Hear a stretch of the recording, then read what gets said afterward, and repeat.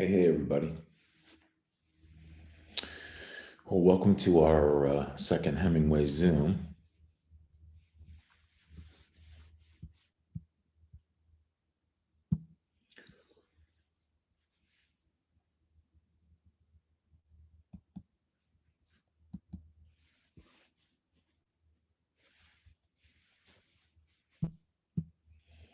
Um, and we want to just pick up where we left off last time. And what a beautiful morning. We're turning a corner. I'm getting my COVID shot today, my first one on campus in the Coliseum.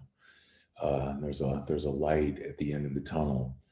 Um, Lots of changes, and I think we're turning a corner for a better place.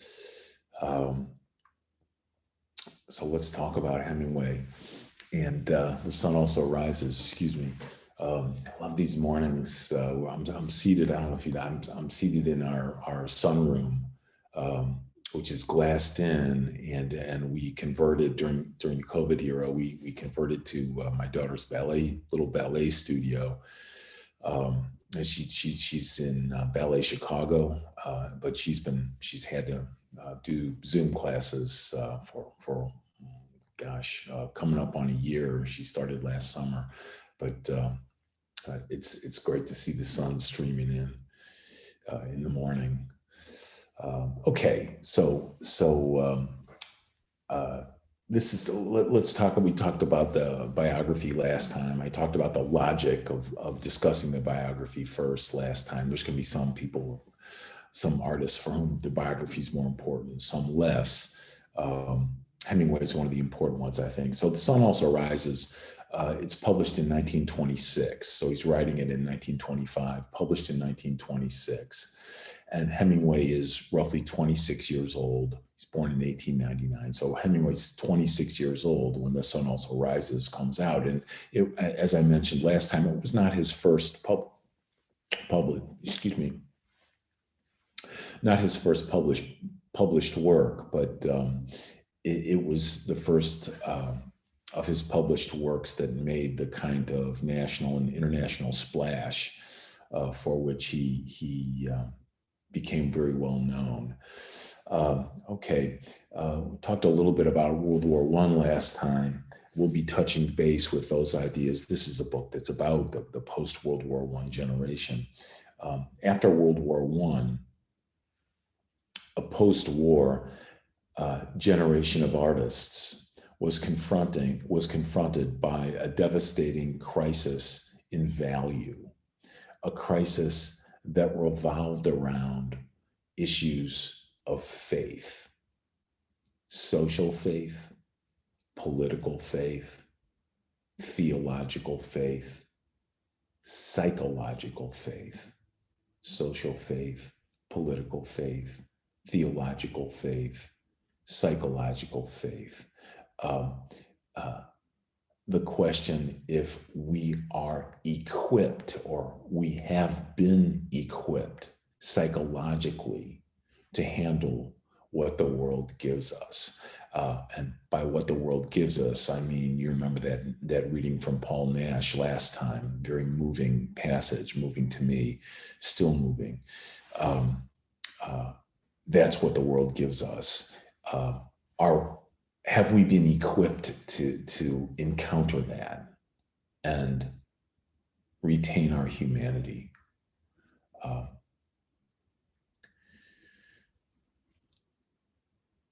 this crisis in value is reflected in the work of various modernist artists up to Hemingway that preceded Hemingway, and we're going to get to a couple of these a little bit later. I wanted to do Hemingway next to Stein because of the clear aesthetic influence and the clear philosophical influence, and the fact that they were friends, a complex friendship. But they were friends. So reflected in the work of the following artists before Hemingway: Ezra Pound, right? Particularly in his poem Hugh Selwyn Moberly. Hugh Selwyn Moberly. I've typed out a lot of these spellings for you in my document that I put up on announcements. So, excuse me. Make sure you take a look at that.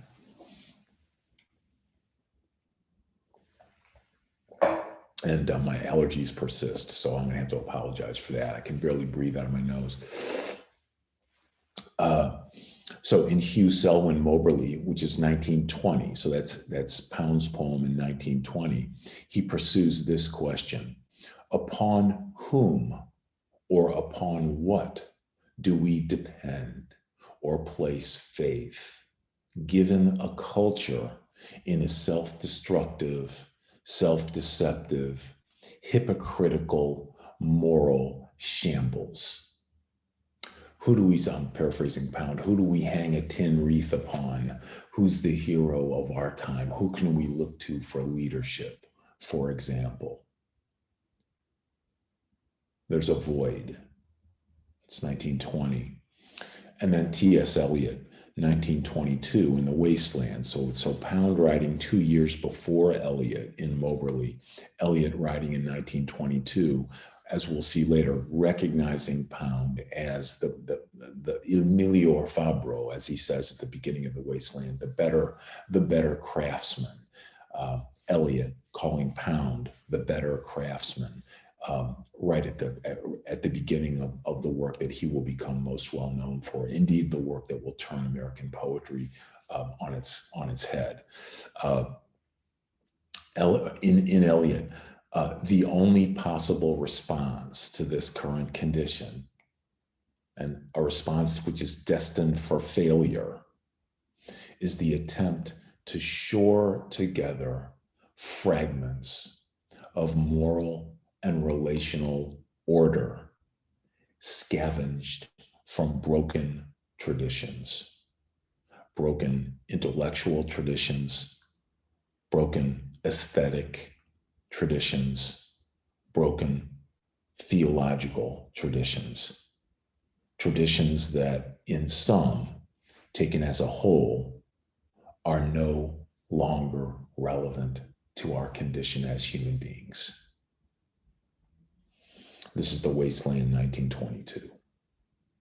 So you have Ezra Pound, T.S. Eliot, and then you have William Butler Yeats, the great Irish poet, the great Irish modernist poet, writing in November of 1920, in his famous poem, The Second Coming. I'm sure some of you who've studied with our great British and Irish specialist, Dr. Bolton, I'm sure you know this poem. If you don't know the poem, it's one of those inescapable, inevitable 20th century poems. A poem you have to know to understand our condition, even now. 100 years later, exactly 100 years later, or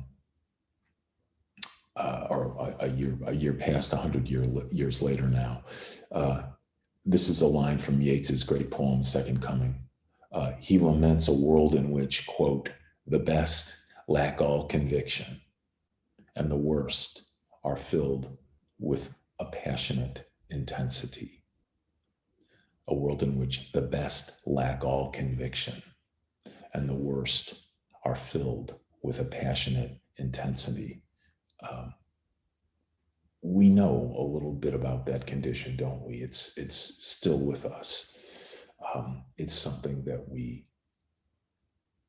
encounter, and something that a condition that we must choose either to ignore or to engage, and engage with power and activism. But you have Pound, Eliot, and Yeats limning this L-I-M-N, limning this human condition for us, just this side of World War I, in which the worst of what we can be as modern humans was revealed to us. Okay, now there are three terms I wanted to go over that describe psychological conditions that are personal and cultural consequences of this crisis in value, personal and cultural consequences of this crisis in value. First word, and these are all on the spellings are all on that list I sent out. Nausea, which is French word, obviously. Pardon me. A sickness, a profound psychological woundedness, a scarredness. Think of Odysseus and Odysseus's scar that embodies, that in fact is a kind of synecdoche of the loss that he has endured.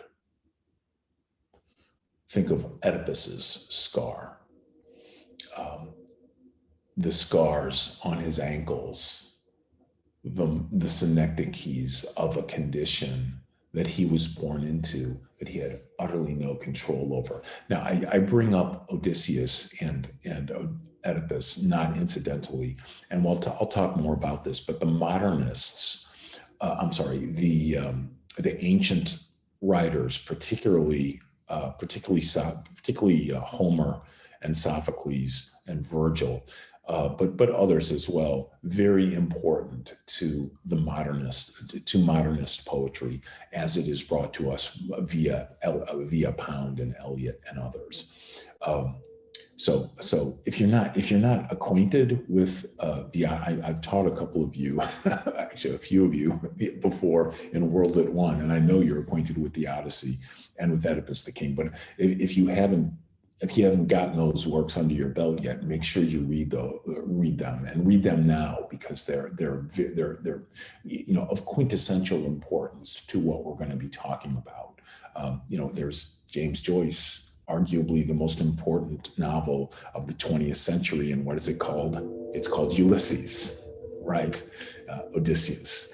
It's an Irish version of the Odyssey, in which the Odysseus figure is a Jew named Leopold Bloom, who's lost his son, his only son, who's lost his Telemachus, and finds another kind of Telemachus for him, Stephen Dedalus, and whose Penelope, Molly Bloom, is on the verge. I think I mentioned this earlier, on the verge of adultery with another man, which is haunting Leopold Bloom as he moves through, as he pursues the odyssey of his journey through Dublin on a single day.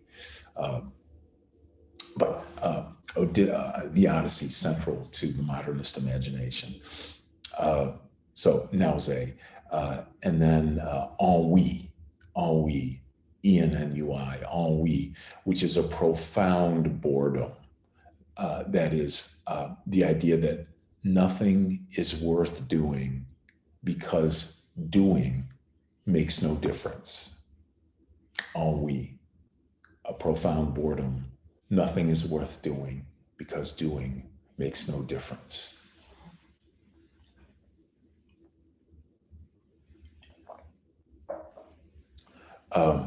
Nausea, ennui, and then anomie, anomie, namelessness, anomie. The French word for name or noun is nom, le nom, N-O-M, nom, le nom, related to the word name, and also the word noun, le nom. Anomie, therefore, is namelessness, lostness. That is the state of no identity, the state of having no moral or relational center, nothing to govern rightness or wrongness in the self, nothing to center our relationships with other human beings, our social relationships with other human beings, our intimate relationships with other human beings, something that Hemingway, as you know, is exploring in this great book. Okay, so Pound, Eliot, Yeats, Nausea, ennui, anomie, and we also feel it in Stein. Right? You feel it now obviously that's pre-World War I, so it's sort of a different order of human experience, modern experience. But she says, and Hemingway invokes this as the epigram in his work. She says, "You are all a lost generation. You are all a lost generation." That is, a generation whom the Judeo-Christian God has abandoned. You remember Paul Nash. Not a glimmer of God's hand could be discerned in the trenches of World War I. I have it here. No glimmer of God's hand is seen anywhere, he says. It is unspeakable, godless, hopeless. Those haunting words. So a generation whom the Judeo-Christian God has abandoned, or worse, a generation who slaughtered whatever God it had. A generation who crucified modes of moral order, modes of spiritual order, in the murderous conflict that they generated for themselves.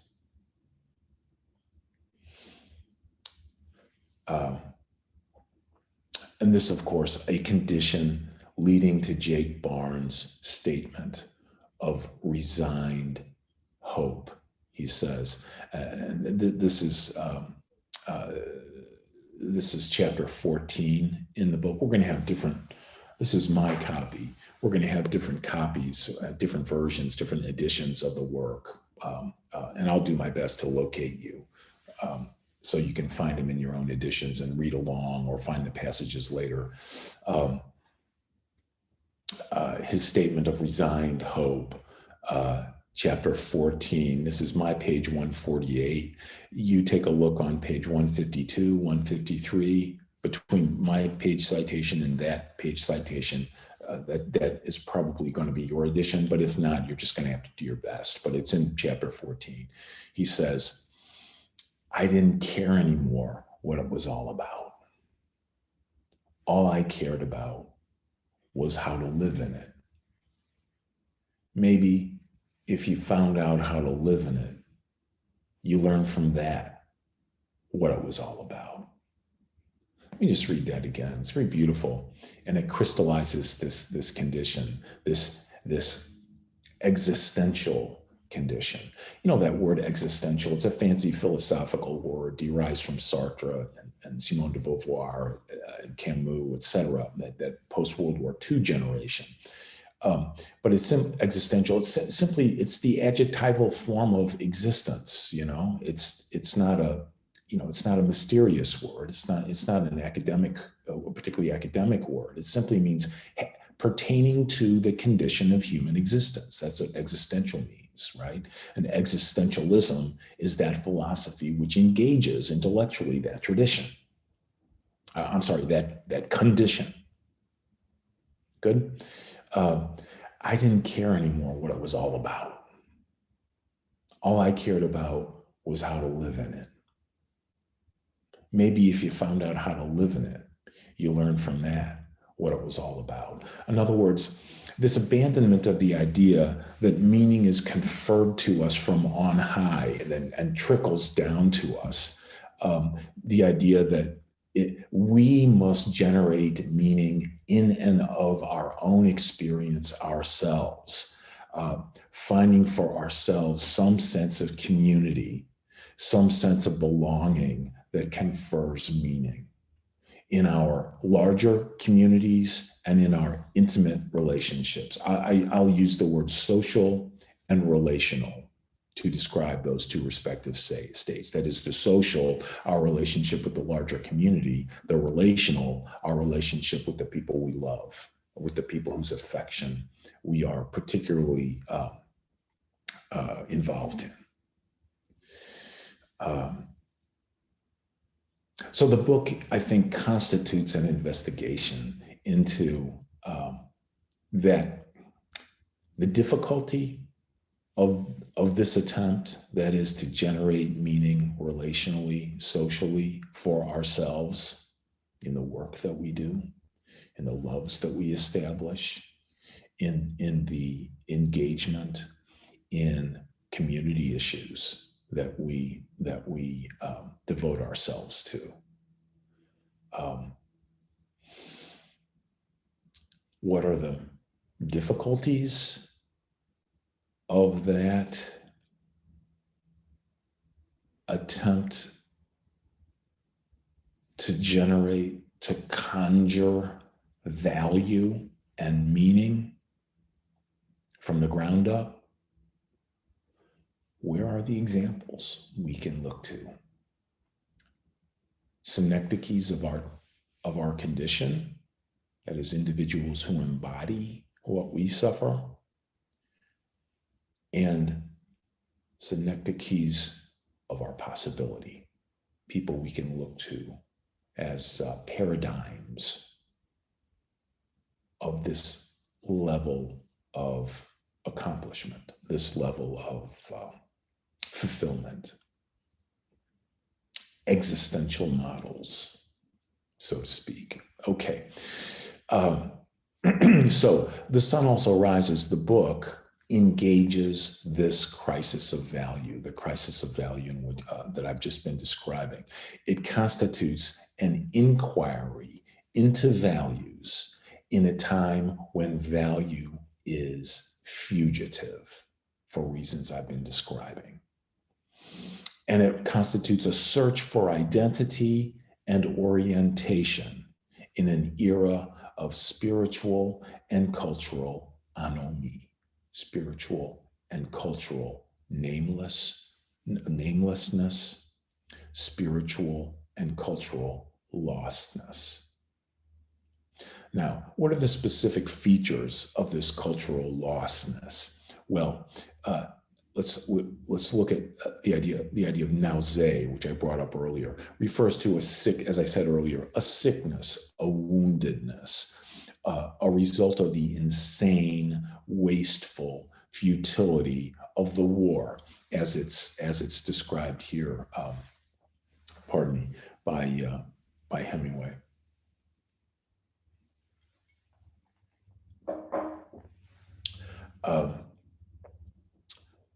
Look at, and it's, this nausea is introduced in these early scenes with Jake and the prostitute, Georgette is her name. Let's take a quick look at those. It's on my page, starting my page 15, 16, starting your page 23, 24 in there. Let's take a quick look here. I think I've had this a while. Not good. I can't throw away my old books. They're like old friends. I've never been able to do that. I apologize. So I'm sure they'll be, on my pages will be flipping out soon. So very early in the book.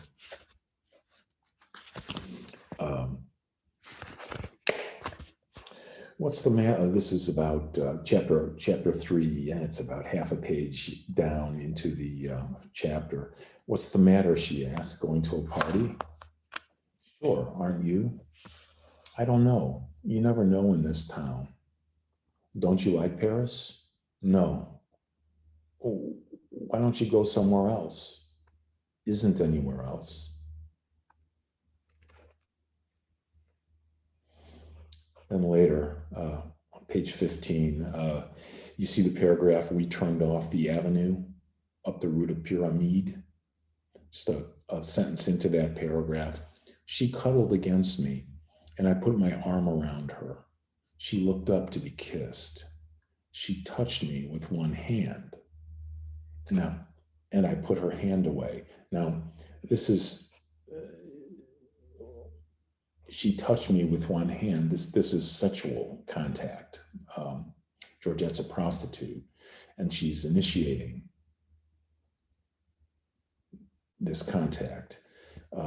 And Jake puts her hand away. I put her hand away. Never mind. What's the matter? You sick? Nausea, sick. What's the matter? You sick? Yes. Everybody's sick. I'm sick too. We came out of the Tuileries into the light and crossed the Seine and turned up the Rue de Saint-Père. You oughtn't to drink Pernod if you're sick. You neither. It doesn't make any difference with me.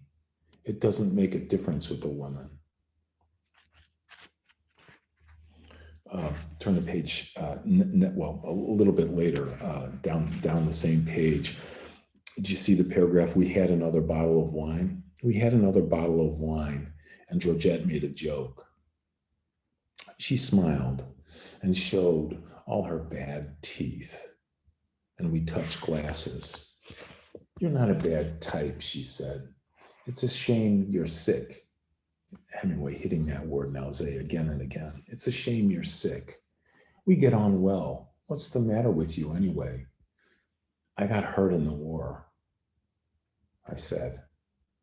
Oh, that dirty war. We would probably have gone on and discussed the war and agreed that it was in reality a calamity for civilization. Notice the banality. You can really feel Stein's influence here. The banality of and there's something tongue-in-cheek here, very deeply ironic, right? As if he's uttering truisms that everybody encounters, but nobody really understands unless you were there and hurt by it. And again, we have named, that we think of post-traumatic stress syndrome. That's part of our cultural vocabulary now. It's a condition that all of us recognize. Oh my God, my statistics are not in front of me, but if I'm remembering correctly, to this day, last year, statistically, 20 American veterans committed suicide every day.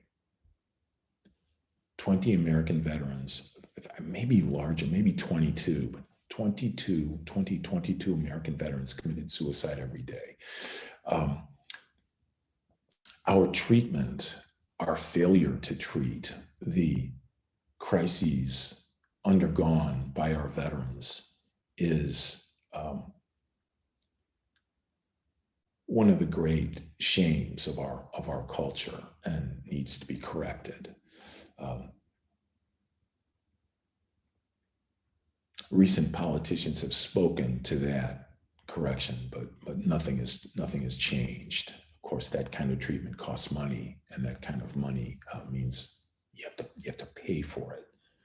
You have to pay to take care of the people you've asked to do these. You've asked to live in these horrific circumstances and do, in many cases, horrific things to other human beings.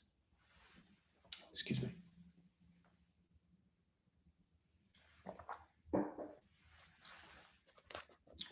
We would probably have gone on and discussed the war and agreed that it was in reality a calamity for civilization and perhaps would have been better avoided. I was bored enough.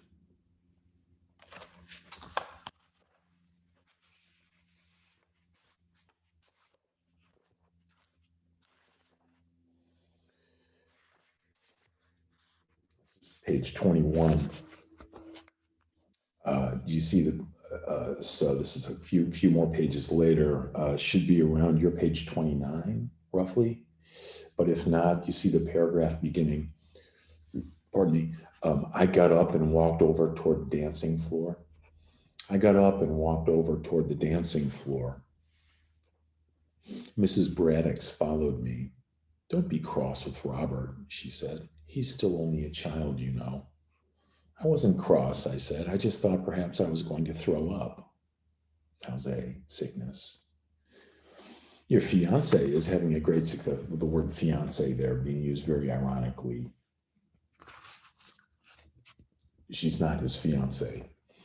Your fiance is having a great success. Mrs. Braddox looked out on the floor where Georgette was dancing in the arms of a tall, dark one called Let.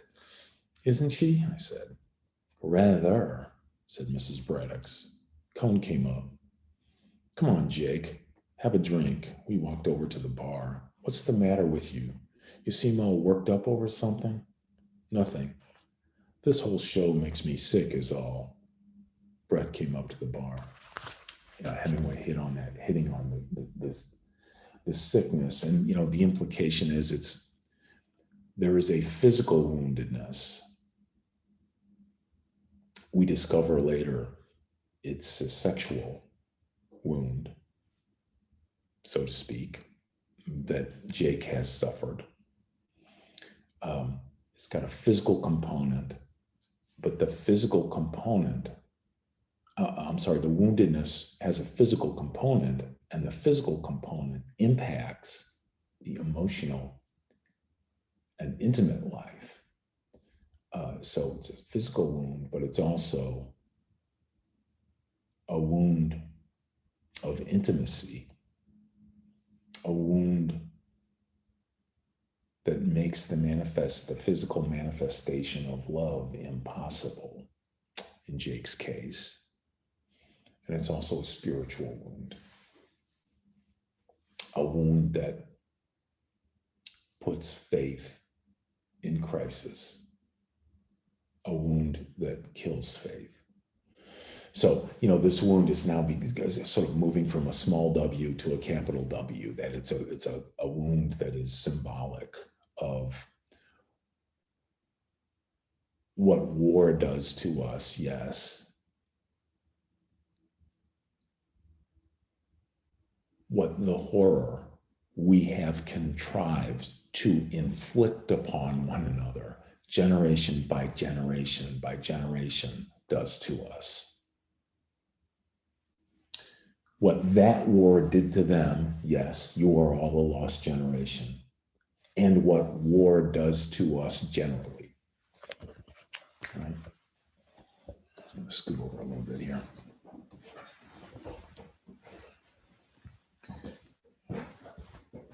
Okay.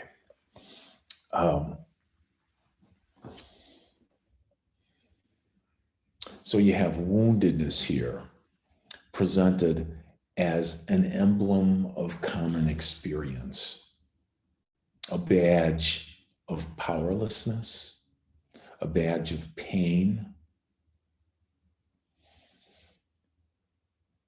a badge of ultimate survival, right? A scar that marks us as having undergone loss, as having undergone a human experience that wounds, right? A human experience, think of what the scar means. This is Odysseus's scar, right? Think of what the scar means. We have undergone loss. Loss has marked us. We have healed, but its mark can never be effaced from us. And it, as it does in the Odyssey, it identifies us.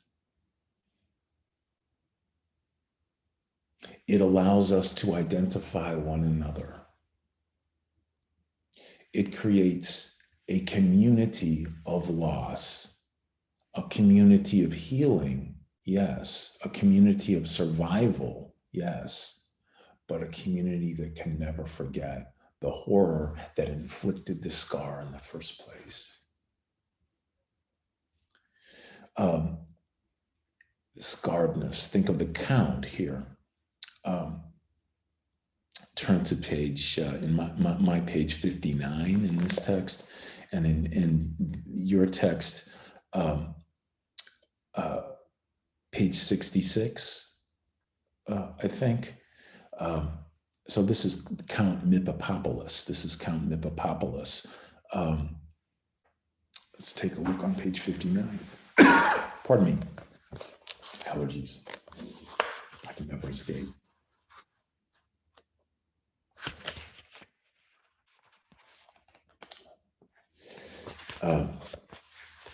So this is Brett and the Count and Jake.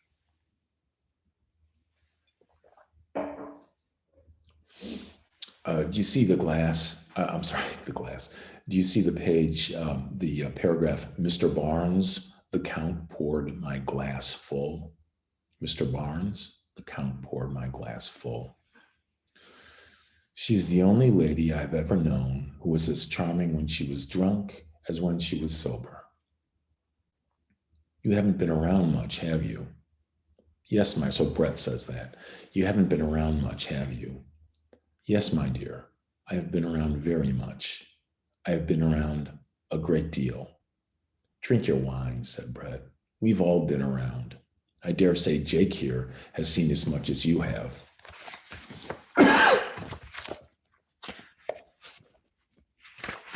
My dear, I am sure Mr. Barnes has seen a lot.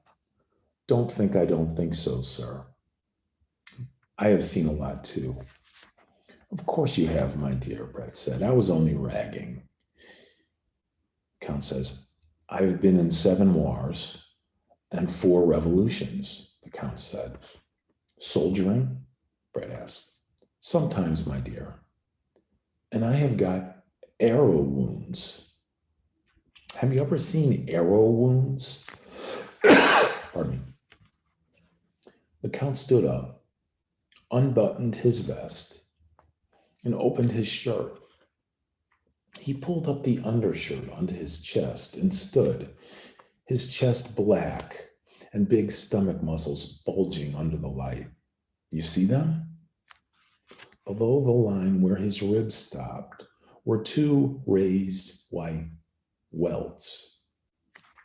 See on the back where they come out? So he turns around. Excuse me, I'm sorry. See on the back where they come out?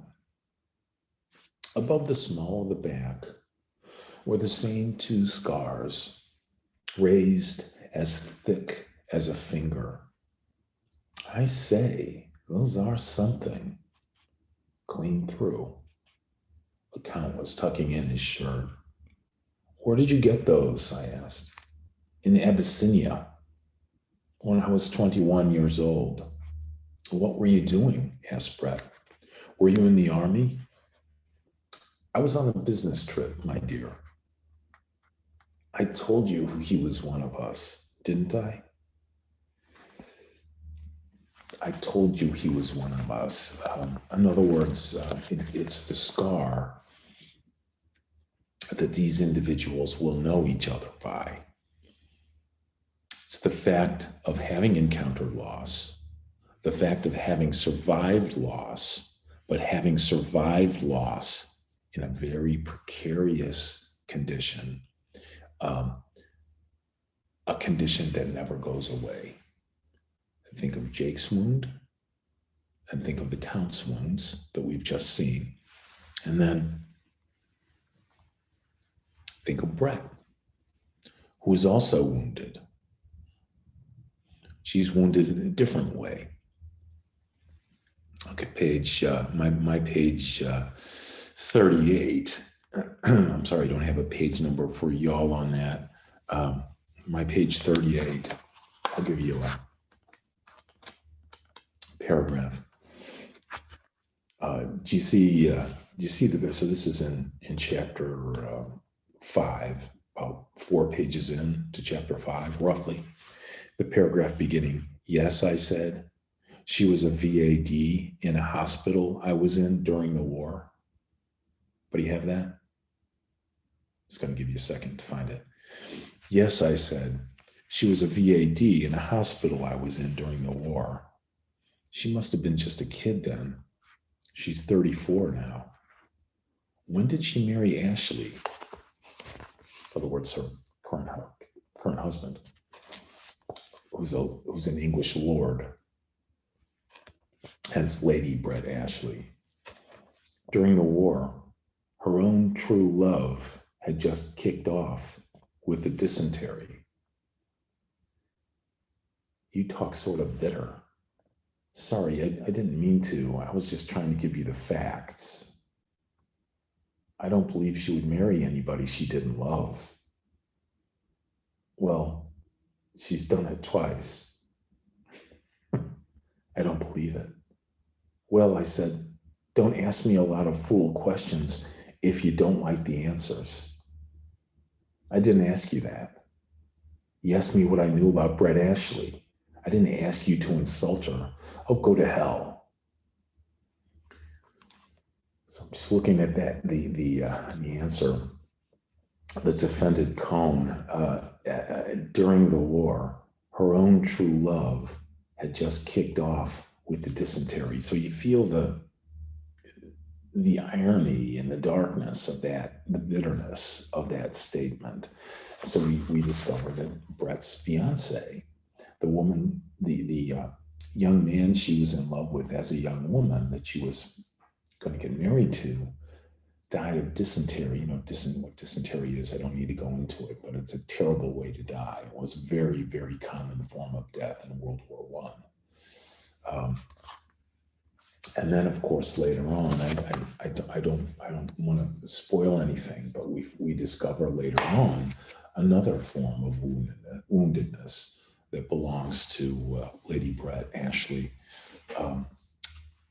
Turn to page 203.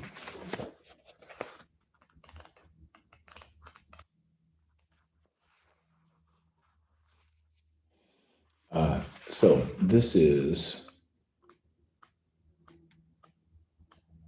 chapter 17, and it is, it's about 13 or 14 pages in to chapter 17. If you can't find it now, that's okay, we can look it up. Chapter 17, 13, 14 pages in, roughly. You see the paragraph beginning, "That was rather good."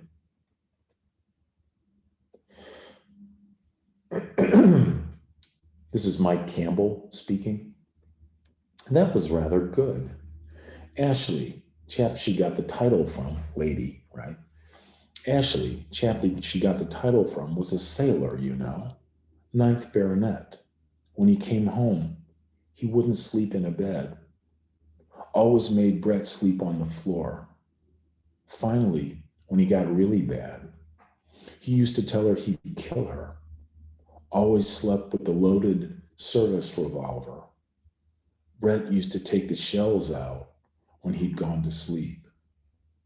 She hasn't had an absolutely happy life, Brett. Damn shame, too. She enjoys things so." So we see that Brett, too, has been scarred as a woman who is involved in the war effort, suffered the loss of the only person she loved, the person she was going to dedicate herself to for the rest of her life. And then the person she ended up marrying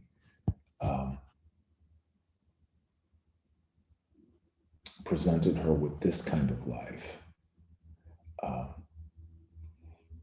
Forms of woundedness, different in the case of Jake and the Count and Brett, but all modes of woundedness that mark those who've endured, but who will never elude the psychological, the spiritual, the social, the physical consequences of that woundedness. They find belonging in each other. They don't find happiness. Yet they walk on.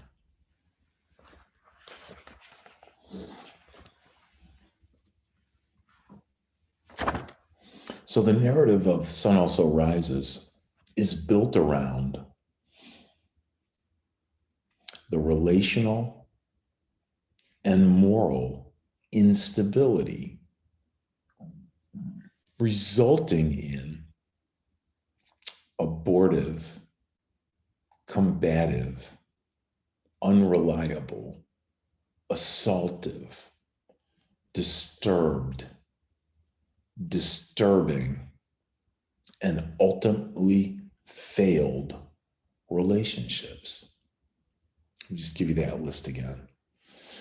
The narrative of The Sun Also Rises is built around, in other words, structured around the intercourse, the interaction among this cast of characters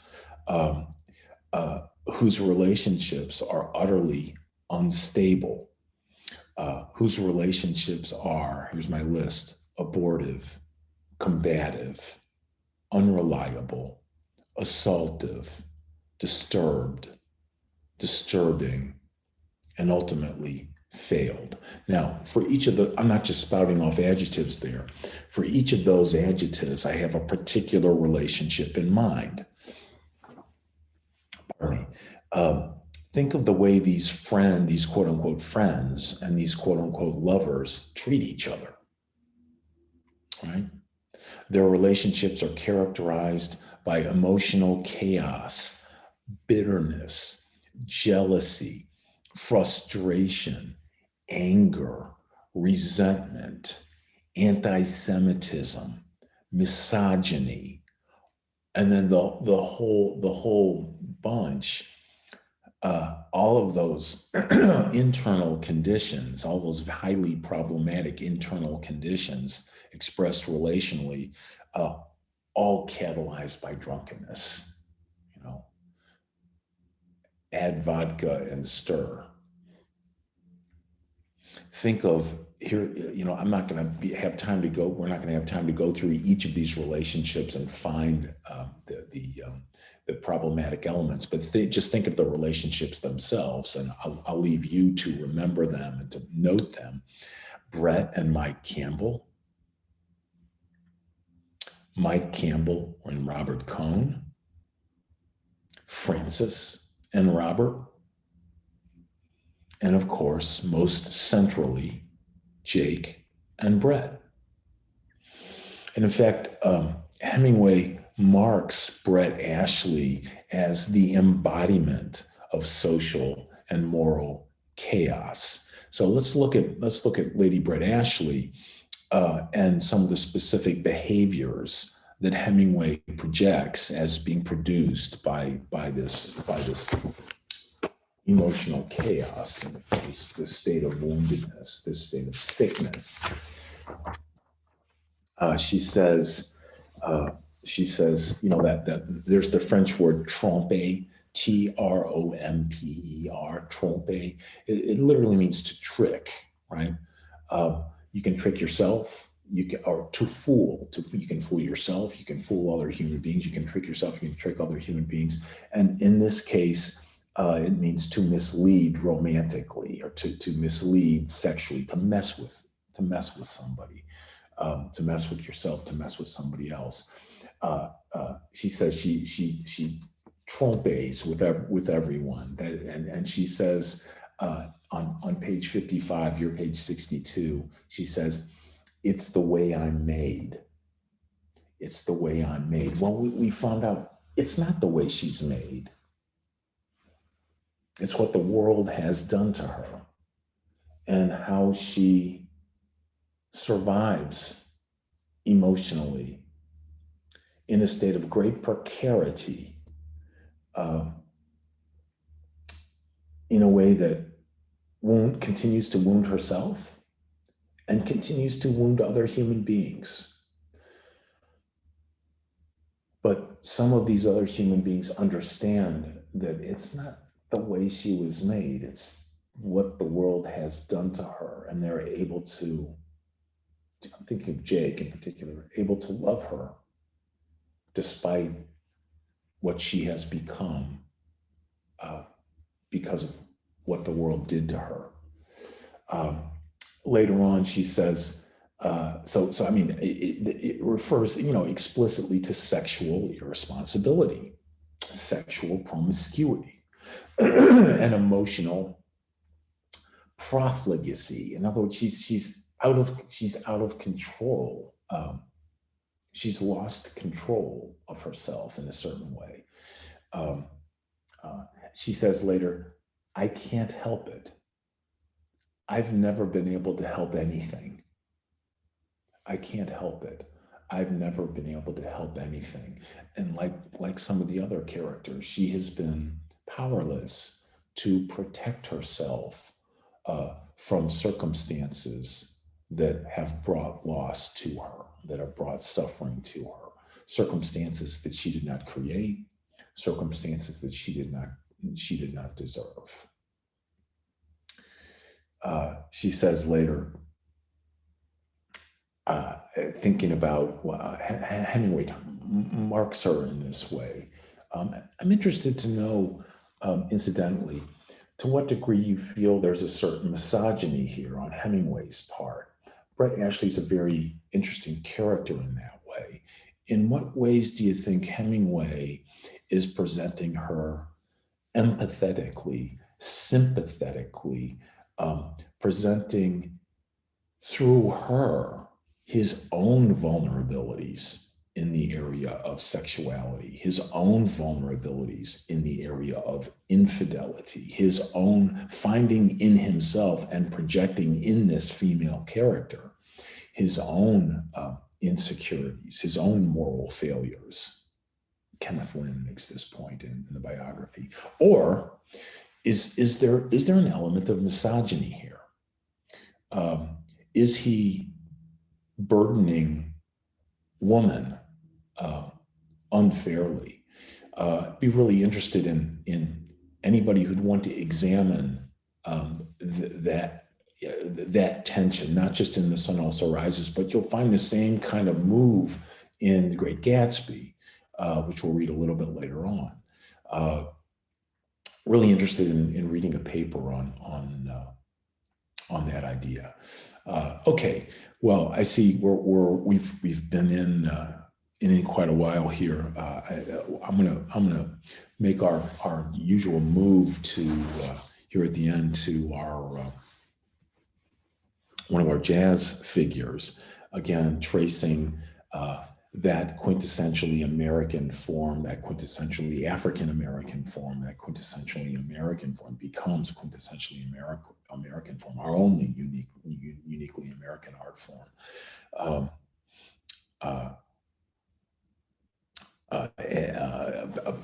Person by person, as we go through some of the major exponents of this movement. So I want to talk about very briefly about Louis Armstrong here. So we're going to hear his very famous recording, West End Blues, which came out in 1928. So 2 years after The Sun Also Rises, but we're in the ballpark, and this is the kind of music that would have been being played in America, but also in Europe from I would say the early 20s. I would say 1923, and Revue Nègre, which we talked about last time with Josephine Baker. Paris would have been jazz happy at this time. Paris still is a place where jazz musicians are lionized, particularly jazz musicians of classical American jazz, but contemporary players as well. So this is his recording, Armstrong's recording of West End Blues, and it's very, very, very famous. There's so many, but arguably the most, certainly one of the most famous recordings in the history of jazz. And pay particular attention to the brilliant improvised arpeggio that introduces this piece. Okay, so Armstrong's solo at the very beginning of West End Blues. It was composed by Joe King Oliver. King Oliver was really, just to put it broadly, Louis Armstrong's first big break. He was a conductor and a group leader, and his group went up to Chicago, sailed down the Mississippi back to New Orleans, and back to Chicago, past St. Louis, etc. So King Oliver is a really important practitioner. But listen to, I think if you hear in Armstrong's trumpet here at the beginning, the modernism of this era of jazz begin to break through. This astonishingly expressive, structurally complex, utterly celebratory moment in the history of American music. It's a wonderful piece. So let's hear it here.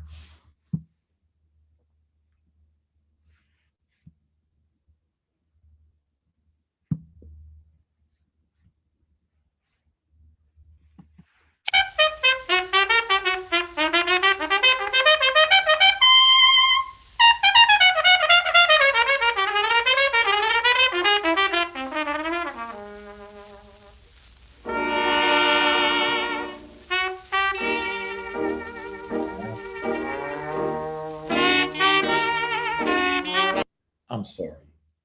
We have to play that again. So listen to the jouissance, listen to the joy and listen to the expansion past the structure, the strictly ordered structural conventional parameters that ought to govern, expression in music, and listen to what Armstrong does with them. It truly is a modernist expression and a quintessentially African American expression. Here you go.